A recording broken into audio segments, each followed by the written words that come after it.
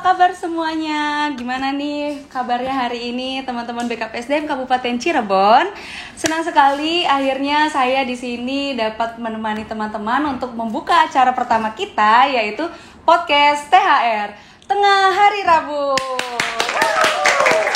Senang sekali di sini saya tidak sendiri ya, pastinya ada narasumber kita yang terpercaya, yang paling top markotop, yaitu Pak Kabid PPI.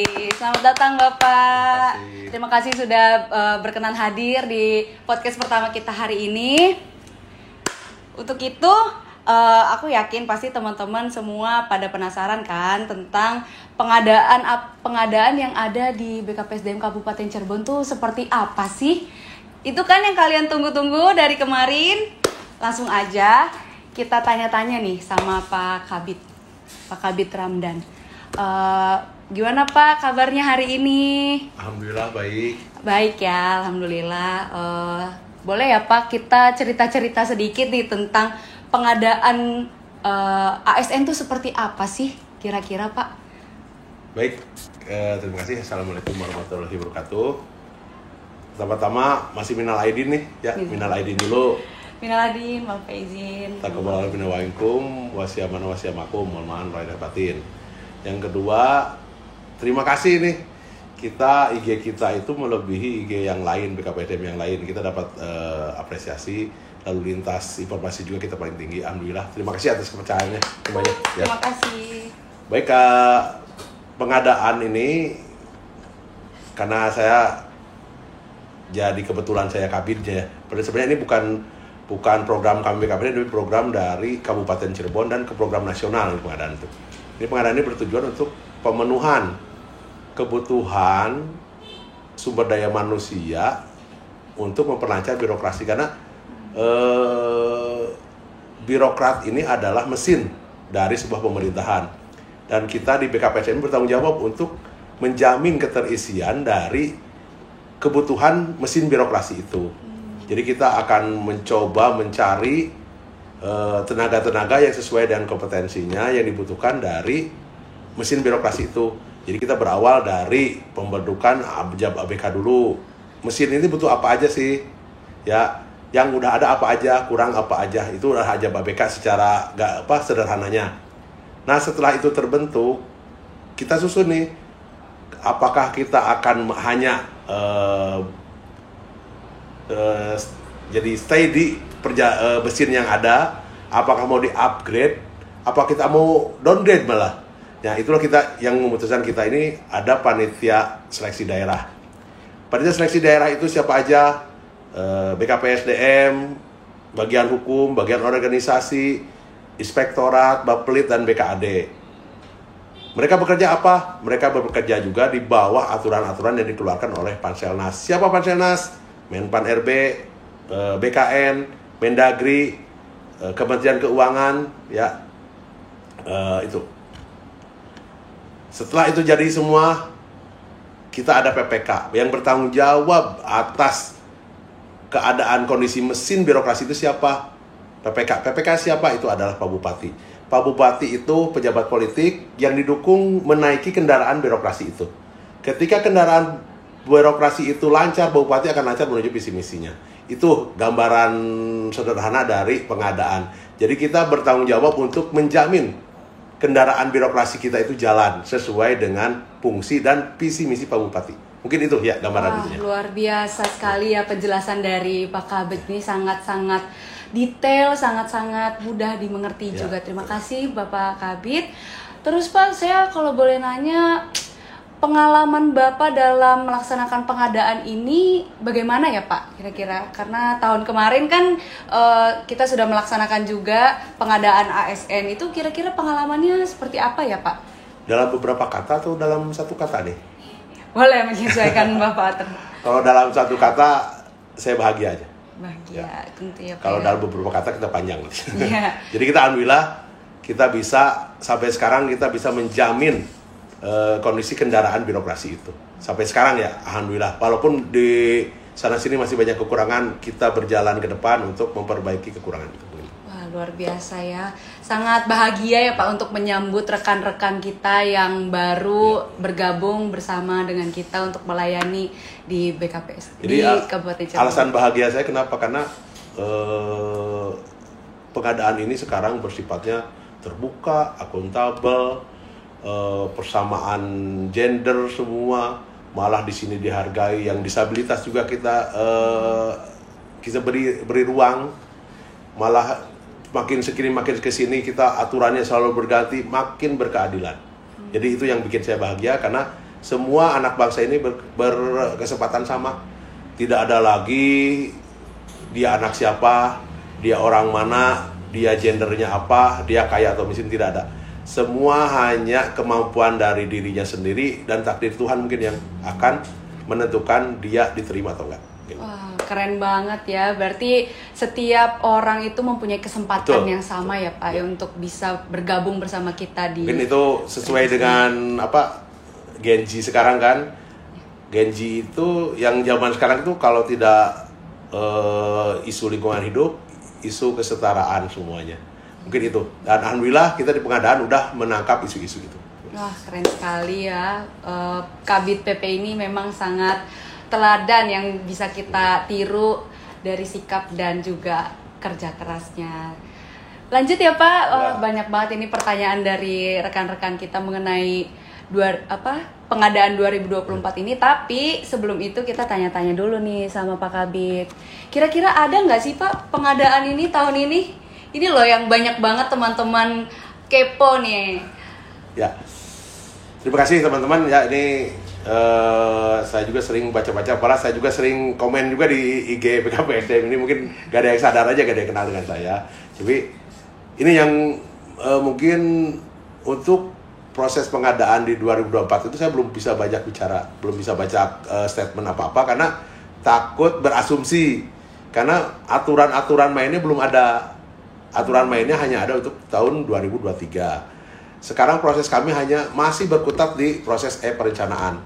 Karena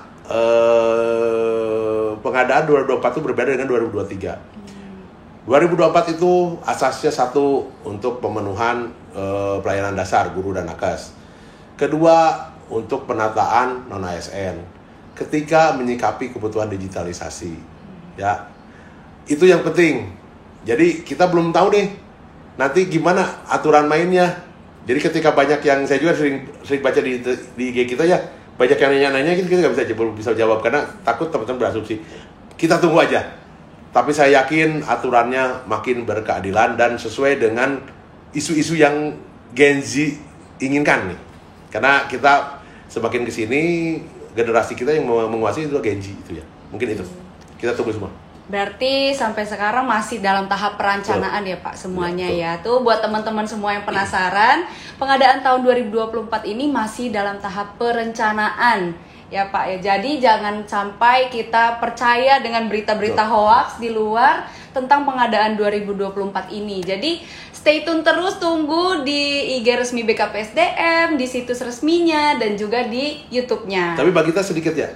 Walaupun kita menunggu, jangan terlena nih, karena proses di pengadaan itu seperti bukan hitungan hari, bukan hitungan lagi bulan, tahun, bukan, udah perhitungan jam, karena aturan itu datangnya secara mendadak dan tenggat waktu sangat cepat. Jadi teman-teman tetap ikuti informasi di IG kami.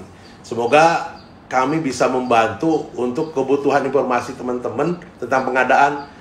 Teman-teman silakan cari informasi yang lain dari yang lain, tapi kita harus lebih lebih selektif lah.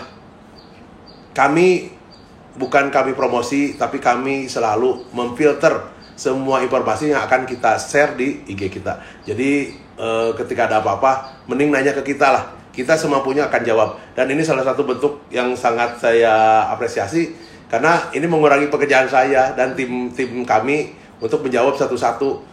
Jadi kita pertanyaan sama kelompokan, saya jawab. Mungkin itu kalau saya berharap ini bisa berulang lah atau continue atau THR judulnya ya. Iya, Berarti betul. tiap hari Rabu kita continue walaupun hanya 1/4 jam atau hanya setengah jam boleh. Tapi itu menjawab kehausan informasi teman-teman di luar. Kita coba untuk terbuka sekali. Silakan terbuka, berkesempatan yang sama. Semua tidak mengenal lagi ke gender, ini perempuan, ini laki-laki, ini kaya miskin. Silakan sesuai dengan kompetensi, sesuai dengan kemampuan masing-masing, itulah kuncinya. Gitu. Berarti semua informasi yang sudah diberikan oleh BKPSDM itu adalah yang paling berkualitas ya teman-teman Bukan semua. berkualitas. Jadi jangan sampai percaya sama Mungkin berita-berita hoax dari luar kita gitu. membuat informasi di IG itu hasil pasti disaring beberapa Dikaji. tahap, dikaji apakah sesuai dengan aturan yang berlaku enggak. Jadi saya beberapa kali ketika mau share berita selalu ke saya dulu ini aturan belum keluar, jangan dulu gitu. Jadi insya Allah kalau yang dikeluarkan di IG kita itu udah dijamin kebenarannya. Karena kita juga selalu koordinasi dengan Panselnas juga, mungkin itu. Luar biasa, berarti memang BKPSDM ini selalu hati-hati dalam mempersiapkan segala sesuatunya ya. Berarti untuk rekan-rekan semua diharapkan sabar dan juga terus aktif mencari informasi-informasi dari situs-situs dan juga dari sumber-sumber yang terpercaya begitu ya. Untuk selanjutnya nih kita punya beberapa pertanyaan dari teman-teman semua yang udah dikumpulkan. Tegang. Jangan yang susah, jangan yang itu. Jadi teman-teman banyak nih Pak bertanya Kenapa? di Instagram story nih. Kita bacain ya teman-teman. Dari yang pertama, dari IG-nya Arumsari 650. Tolong formasi umum bidan jalur umumin karena skill dan kepintarannya di atas rata-rata. Tuh, gimana tuh Pak tanggapannya Pak? Hasil rakor kemarin jadi proses pengadaan kita berubah nih sekarang. Mungkin sekarang yang fresh graduate dan orang umum kita pisahkan di PNS. Ya kita tunggu formasi-formasi PNS di daerah maupun provinsi maupun di pusat. Janji dari Kemenpan akan banyak juga untuk jatah teman-teman yang fresh graduate. Ya, jadi kita ini keseimbangan bagus. Saya juga setuju kebijakan pusat bahwa mengakomodir yang fresh graduate. Mungkin kita tunggu aja nanti di mana aja mungkin. Dengan catatan nih, ya harus jangan jago kandang. Jadi orang Cirebon harus berani berkarir di luar Cirebon juga. Iya, itu harus siap ditempatkan di mana saja ya. Oke, yang kedua ada dari Tia Andiniawan. Untuk mengisi formasi tenaga teknis dihitung dari masa kerja atau umumin katanya. Gimana nih Pak? Teknis. Nah ini saya belum bisa menjawab itu. Karena untuk yang 2024 saya belum bisa menjawab. Ya. Oke. Punten belum, nanti kita jawab di lain hari setelah ada aturan yang keluar. Oke, berarti masih menunggu aturan yang terbaru ya, teman-teman untuk tentang persyaratan-persyaratan yang akan di. Mungkin ini satu pesan juga bagi kita ya. Kita biasakan di zaman serba digital ini, di mana medsos di mana-mana, kita biasakan jangan berasumsi. Saya selalu membiasakan ke teman-teman juga jangan berasumsi. Ketika aturan belum keluar jangan ada statement apa-apa karena tidak bisa satu keputusan diasumsikan. Ketika ada aturan keluar baru kita statement. Sebelum itu walaupun suaranya dari apa belum keterima itu jangan berasumsi. Makanya saya tidak mau menjawab pertanyaan yang belum ada aturan yang keluar. Gitu. Iya betul sekali ya teman-teman karena rawan ya Pak, rawan sekali ya untuk mengasumsikan sesuatu itu menyebabkan keributan di luar multitafsir di luar ya. Selanjutnya dari IG Jajat 455. Penasaran banget, maju terus BKPSDM Kabupaten Cirebon. Tuh, gimana tuh Pak? Terima kasih. Orang-orang ya. Doanya aja kita tetap sehat, tetap amanah, tetap istiqomah, kita tetap berjuang tanpa melihat apapun, hanya melihat kompetensi dan kemampuan SDM seseorang, itu aja. Luar biasa. Selanjutnya dari IG Somemin R, kalau daftar dua-duanya itu bisa nggak ya Kak? Maksudnya P3K daftar CPNS daftar juga gimana tuh Pak?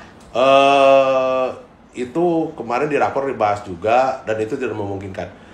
Karena mungkin teman-teman yang daftar di sekolah tinggi ya, di universitas dan di sekolah vokasi kedinasan tidak bisa kan? Iya betul. Ya, maksud gini, ketika kita sekolah di daftar ke Unpad misalkan, boleh daftar ke IPDN, boleh. Tapi ketika udah daftar ke IPDN, daftar ke STTD itu nggak boleh. Iya. Betul. Jadi Unpad hanya sekali, kan?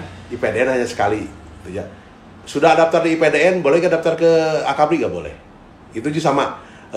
Analoginya seperti itu. Ketika P3K harus pilih salah satu, apakah P3K atau PNS. Ya. PNS dan P3K itu sama, setara. Mereka itu namanya ASN sekarang ya. Jadi, karena kalau PNS itu diperuntukkan untuk siapapun, pengalaman apapun, asal kompetensi sama dan usianya di bawah 35. Kalau di P3K itu dipersyaratkan pengalaman kerja yang linear dan usianya 1 tahun sebelum pensiun. Karena berada satu lingkup yang sama ya Betul. Pak. Jadi tidak boleh ya rekan-rekan untuk mendaftarkan diri kedua jalur itu dari P3K dan CPNS. Itu hanya milih satu ya. Agak ini beresiko banyak juga, ya. beresiko. Iya betul. Selanjutnya dari IG _Dewi Agustina _ Mas Min, maaf, kira-kira yang P3K 2023 mulai kerjanya kapan ya? Setelah pelantikan apa setelah pembagian SK? Tuh, gimana tuh Pak? Kita setelah pelantikan, tahapan berikutnya itu adalah penentuan SPMT, surat perintah mulai kerja. Kalau SK itu sebenarnya ketika pelantikan itu udah jadi SKT, cuman proses pembagiannya kita butuh waktu. Jadi tapi tetap kalau di aturan waktunya itu setelah surat perintah mulai kerja dari instansi masing-masing. Gitu. Tapi kalau nanti SK-nya belum dibagi ya kita butuh proses itu aja. Tapi sebenarnya ketika dilantik SK udah ada semua. Kita butuh proses pembagian SK-nya aja. Tapi ketika setelah dilantik itu akan muncul SPMT. Jadi dari kami diserahkan ke instansi masing-masing itu mulai kerja. Nah itu penghitungan kerja itu di sana. Gitu. Oh gitu. Berarti setelah SPMT itu diterbitkan Baru. gitu ya. Itu ya teman-teman, berarti menunggu SPMT-nya baru kerja gitu. Selanjutnya dari IG Desi Selvia Sari 25. Min, sistemnya bagaimana untuk P3K 2024? Nah itu kembali lagi itu belum Kembali bisa jawab. lagi Saya ya, belum bisa jawab. tadi ya. Nanti tunggu. Itu berarti teman-teman harus sabar menunggu informasi selanjutnya ya. Selanjutnya dari IG _Indra Esta. Aku Min, pengen jadi bagian keluarga dan ikut membantu masyarakat di Kabupaten Cirebon. Tapi Oktober nanti umurnya 35. Ya, sayang banget berarti tidak bisa ya Pak ya untuk Nggak bisa ngomong. CPNS. Nggak bisa bilang. Ya, nggak bisa bilang untuk Indra Esta semangat lagi ya Pak ya. Dunia ini tidak seluas daun kelor. Betul, tidak seluar. Masih banyak jalan untuk membangun Kabupaten Cirebon. Ya, banyak jalan menuju Roma ya Pak Ya. ya, betul. Selanjutnya dari IG P Nenti yang sudah P3K apakah bisa ikut CPNS 2024 karena was-was dengan adanya kontrak kerja itu? Oh, enggak, itu yang dianggap yang tadi jawabannya sama dengan yang tadi. Kalau udah P3K ya udah nggak bisa karena di syarat dari PNS itu, daftar ke PNS itu tidak pernah diberhentikan dari PNS, dari P3K, dari TNI Polri, dari apapun juga. Tiga itu bukan dari apapun ya, masa dari swasta boleh. Tapi intinya tidak boleh pernah diberhentikan di sana. Oh. Jadi ketika dia P3K daftar sana, berarti berhenti. Itu nggak boleh. Kan dan NIP-nya juga ada satu nih. NIP P3K, NIP PNS itu sama, NIP ASN namanya. Jadi ketika teman-teman udah jadi P3K, daftar ke PNS, ya NIP-nya akan NIK dia itu ketika ngetik di pendaftaran NIK dia akan keluar Anda telah mempunyai NIP ini. Dan itu tidak akan bisa meneruskan di sistem. Berarti udah dari persyaratannya saja sudah tidak boleh ya rekan-rekan untuk mendaftarkan diri yang sebelumnya sudah menjadi bagian dari ASN. Mungkin itu maba kita tuh udah bersyukur kuncinya, masa Iya, kasihan bersyukur teman-teman. ya. Teman-teman untuk menjadi mbak siapa? Jadi Mbak Penenti. kondisi Mbak Penenti sekarang itu adalah mungkin impian dari ribuan orang di belakang loh. Iya, betul. Itu mungkin kita, hayu tinggal kita berjuang bareng-bareng dengan kami, kita hayu majuin Kabupaten Cirebon. Kita melayani seperti yang tadi dibilang sama Mas di atas ya. Selanjutnya ya, IG Rizal M. Faris. Maksud 3 tahap pembukaan itu 3 kali pembukaan dan kita bisa ikut lagi kalau tahap sebelumnya gagal. Gimana tuh Pak? Jadi 3 tahap itu bukan berarti saya gagal sekali terus ikut, enggak. 3 tahap itu ada 3 tahap jenis seleksi. Kalau kemarin pusat sekolah kedinasan itu bareng serentak. Sekarang enggak. Tahap pertama itu untuk sekolah kedinasan. IPDN, STAN, STTD, Kabri, Akmil ya. Nah, tahap kedua itu untuk instansi pusat. Instansi pusat, kementerian, segala macam lah di pusat. Nah, daerah itu di tahap ketiga di bulan Oktoberan. Jadi, kalau tadi ada pertanyaan juga, boleh nggak daftar kedua? Nggak mungkin karena beririsan itu tuh. Jadi, satu tahun itu hanya bisa daftar ke satu jenis di 3 tahap itu. Berarti tidak mungkin ya Pak untuk mendaftarkan ke tiga-tiganya. Karena waktunya itu sama ya Pak ya, beririsan hampir sama gitu. Jadi tidak bisa ya rekan-rekan untuk mendaftar. Ya, mungkin pengalaman ketika daftar ke sekolah kedinasan gimana lah?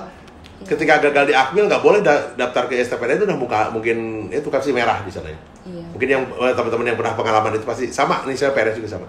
Ya, ASN juga. Oke, berarti 3 tahap itu bukan sekali coba ya. Kita coba di tahun depan lagi.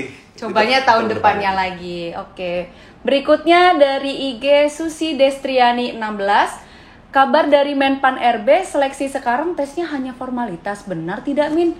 Waduh, gimana nih Pak? No comment. Itu mah kita akan multi tafsir jadinya. Iya. Saya tidak mau berasumsi. Dari awal saya tidak mau berasumsi. Mungkin itu. Pada dasarnya semua seleksi itu sebenarnya perjuangan ya Pak ya, tidak boleh dijadikan hanya. Ketika aturannya keluar saya akan jawab. Ya. Iya. Gitu ya teman-teman. Selanjutnya dari IG Naila Makbubah _ kapan yang status P pada saat tes tahun 2023 diluluskan? Tuh, mana tuh Pak status P? Ini berarti teman-teman status P yang kemarin ketemu dengan saya. Iya. Coba hubungi aja teman-teman komunitasnya, hasil komunikasi kami dengan mereka, itu aja. Berarti sudah pernah dikomunikasikan ya Pak? Kemarin pisan. Kemarin sudah dikomunikasikan dan bisa berhubungan langsung. Pertanyaan itu sudah dibahas bareng-bareng kemarin, lama juga sih dibahas banyak. Ya, silakan komunikasikan dengan teman-teman yang ketemu saya kemarin. Berarti sudah dikomunikasikan dengan rekan-rekannya ya. Jadi Mbak Naila bisa dikomunikasikan lagi dengan rekan-rekannya. Yang terakhir Pak nih dari IG Firman. Kok sedikit terakhir. Sedikit ya. Berarti lagi ya. Nanti tanya lagi ya teman-teman ya habis ini. Yang terakhir IG Firman 3091.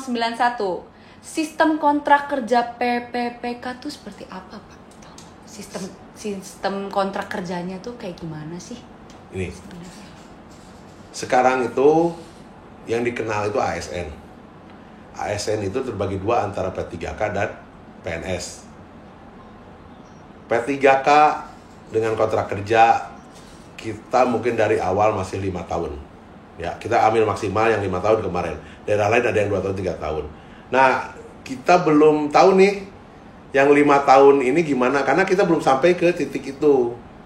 Kalau sebelum 5 tahun udah masuk ke BUP kan kita berhenti secara otomatis. Tapi yang lanjut ketika 5 tahun kita belum nih, berarti kita ada pertama 2020 berarti 1 Januari 2026 nanti akan perpanjangan. Nah itu aturan itu kita belum bisa jawab juga, karena proses itu mungkin nanti di 2025 akan kita masuk proses itu.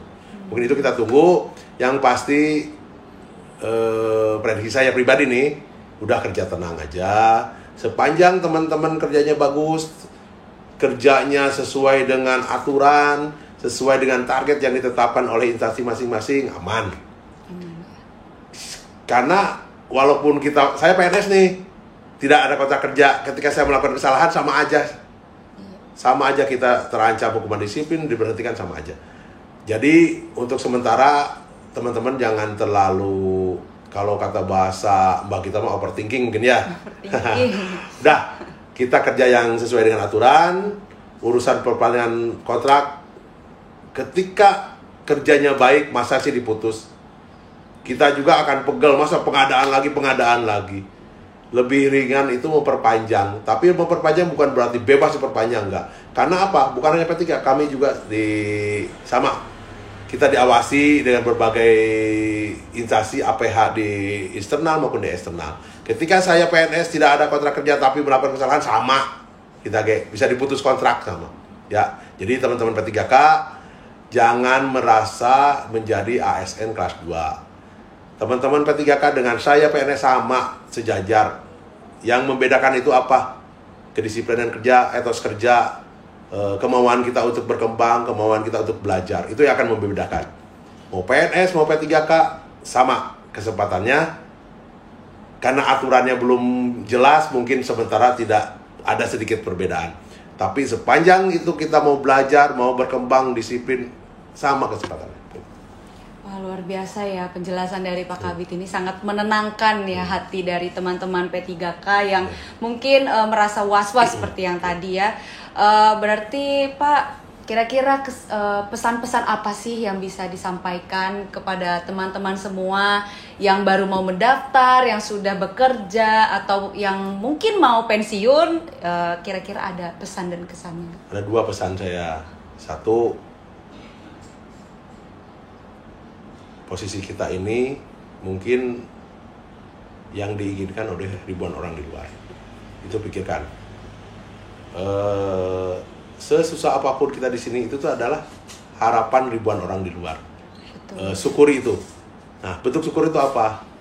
Syukuri itu terima takdir apa adanya dan kita berjuang. Orang bersyukur itu bukan diam, berdoa enggak. Bersyukur itu kita berdoa bismillahirrahmanirrahim, ambil cangkul, nyangkul. Itu bersyukur menurut saya. Jadi itu penting. Jadi ketika kita kerja di sini bersyukur, ya lo kerja sesuai dengan aturan. Kalau bisa dalam bahasa Inggris ada kata masif kan ya. Masif itu ketika kita beli bubur ayam 10.000, dikasih lagi topping apa itulah masif. Jadi ketika kita digaji segini, kita sedikit lebih pengorbanan untuk masyarakat. Mungkin itu bentuk syukur dari saya. Yang kedua, saya tersentil juga ketika kata-kata mutiaranya Mbak Gita nih, Mbak Gita bagus nih. Ketika kita mencari Tuhan, kita cari kemana? Ternyata karena kita pelayan masyarakat, Tuhan itu selalu beserta orang-orang yang harus kita layani. Itu sangat bagus juga. Itu otokritik buat saya. Mungkin terima kasih juga Mbak Gita nih. Saya dapat pelajaran banyak dari kata-kata itu. Mungkin itu teman-teman, kita banyak belajar dari sana. Kita jangan terlalu banyak berpikir, kerja kita terus, karena kerja ini bukan untuk diri kita. Kerja kita ini menjemput rezeki untuk kita dan keluarga kita. 1. Kedua, kerja itu bukan hanya mencari uang, tapi dignity di sana, ada dignity. Kerja kita ini ada harga diri kita. Ada harga yang harus kita value ya. Value kehidupan, dignity. Dignity itulah. Mungkin di zaman pragmatis ini mungkin lupa 2 itu. Kita di zaman pragmatis ini mungkin mulai lupa bahwa takdir ini buatan Tuhan. Kedua, kita ini mulai kerja apapun hanya nyari uang, tidak mau menyertakan dignity. Mungkin itu. Kita ingat itu aja. Kita sebagai pelayan masyarakat, kita ingat kita ini pelayan masyarakat. Kedua, kita punya harga diri. Mungkin itu. Terima kasih. Begitu. Wah, sangat mendalam sekali ya Pak, pesan-pesannya yang sudah disampaikan sama Pak Kabid. Saya mengucapkan banyak terima kasih banget ini kepada Bapak yang sudah bersedia meluangkan waktunya untuk nge-share informasi semuanya ke teman-teman. Mungkin segitu dulu ya Pak. Siap. Yang bisa kita. Terakhir sekali lagi terima kasih buat teman-teman yang mempercayai IG kami. Semoga IG kami tetap bisa memberikan informasi yang bisa dipertanggungjawabkan. Ya, tentu Pak, nanti tunggu aja, pasti nanti diberlanjutkan lagi nih episode-episode selanjutnya buat teman-teman yang masih penasaran seputar tentang ASN ataupun apapun itu. Nanti tungguin aja, pasti ada episode selanjutnya. Terima kasih Pak sudah mau datang ke podcast THR tengah hari Rabu episode pertama kali yang diadakan oleh bidang PPI. Oke, sekian dan terima kasih. Assalamualaikum warahmatullahi wabarakatuh. Selamat siang.